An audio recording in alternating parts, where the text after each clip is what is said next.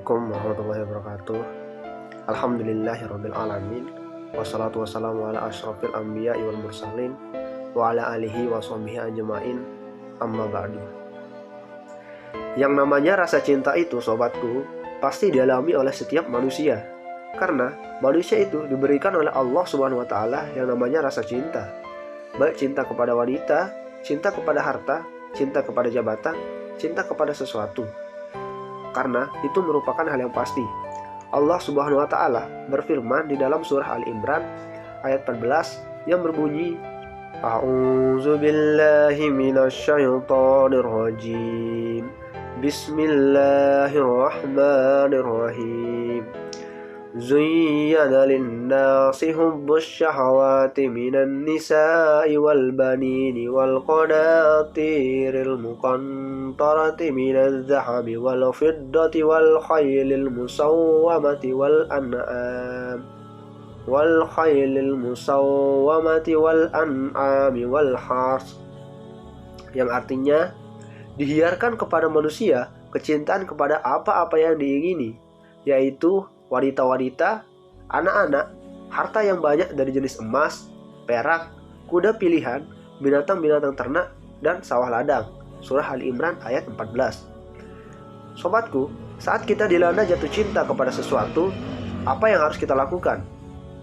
Ada beberapa poin yang harus diperhatikan, sobatku, supaya cinta itu tidak menjadi petaka dalam hidup kita. Karena cinta bisa menjadi malapetaka untuk hidup kita.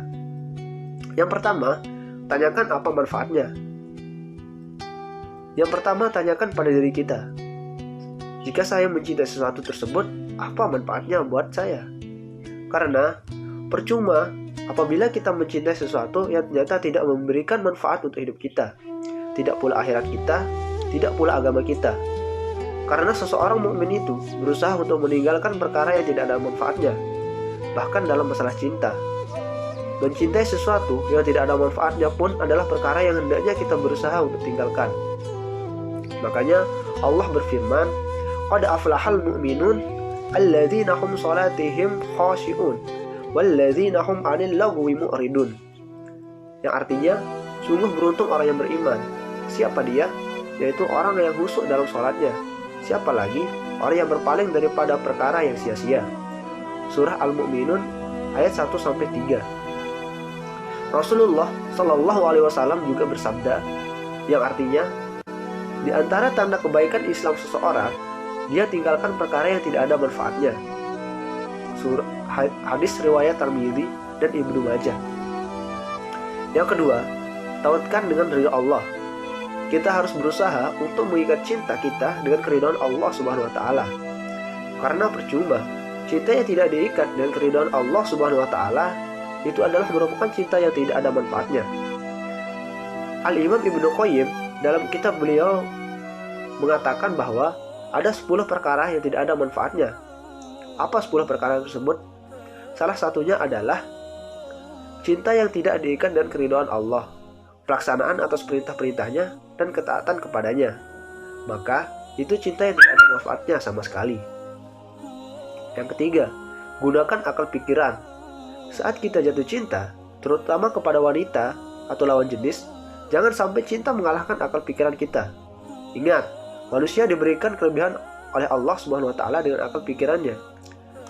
Akal pikiran bisa menjadi lumpuh total saat ia dikuasai oleh syahwat. Ketika syahwat menguasai, seringkali akal pikiran itu menjadi lumpuh total. Lihat saja, pemuda-pemuda yang sedang jatuh cinta. Mereka menganggap bahwa pasangannya lah yang terbaik menurut dia. Terkadang, 1000 nasihat yang diberikan oleh orang-orang yang sudah berpengalaman pun tidak akan didengar lagi. Kenapa? Karena akal pikiran sudah tumpul akibat daripada cinta tersebut, yang ternyata cinta tersebut tidak diikat dengan keridhaan Allah Subhanahu wa taala. Maka, jangan sampai cinta itu menghilangkan akal kita. Tetap kita berpikir secara jernih, apakah cinta ini sesuai yang diridhoi Allah Subhanahu wa taala atau tidak. Yang keempat, kehilangan kesempatan berzikir. Kita senantiasa merenung. Saat saya jatuh cinta, saya sering ingat dia. Ingat, Masya Allah. Bayangkan ketika kita mengingat dia lagi. Berapa banyak kesempatan yang hilang untuk berzikir kepada Allah Subhanahu wa taala. Bahkan ada sepasang sejoli yang sudah sangat jatuh cinta, sampai-sampai dalam setiap keadaan selalu ingat pasangannya. Bayangkan, akhirnya apa? Mengingat wanita ataupun lelaki yang bukan mahramnya saja itu sudah dosa. Padahal belum tentu jodoh di sisi Allah Subhanahu wa taala. Belum tentu juga baik. Maka subhanallah. Coba kita merenung, berapa banyak kalau begitu kesempatan-kesempatan untuk berzikir pada Allah telah hilang. Yang terakhir adalah terjerumus dalam kesyirikan. Yang lebih mengerikan lagi, dan ini adalah poin yang harus diperhatikan sekali. Jangan sampai cinta itu berubah menjadi kesyirikan. Jangan sampai cinta itu menjerumuskan kita ke dalam api neraka. Bagaimana bisa? Bisa.